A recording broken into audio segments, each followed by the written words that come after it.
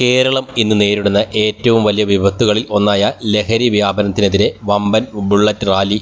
എമ്പുരാൻ സിനിമയുടെ റിലീസിംഗുമായി ബന്ധപ്പെട്ട് വിവിധ നഗരങ്ങളിൽ സംഘടിപ്പിച്ചിട്ടുള്ള ലഹരി വിരുദ്ധ ക്യാമ്പയിൻ്റെ ഭാഗമായാണ് കൊച്ചി നഗരത്തിലും ബുള്ളറ്റ് റാലി സംഘടിപ്പിച്ചത്.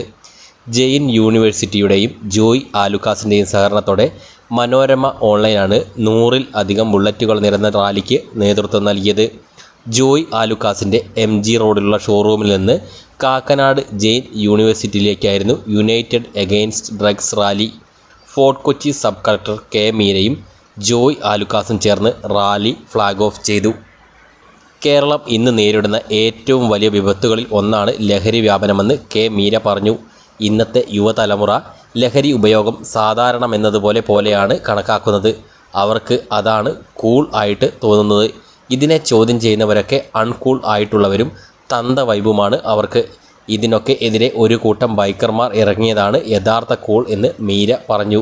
ഒരു മെക്കാനിക്കൽ എഞ്ചിനീയർ കൂടിയായ തനിക്ക് ബുള്ളറ്റിനോടുണ്ടായിരുന്ന ഇഷ്ടവും അവർ ചടങ്ങിൽ പങ്കുവച്ചു.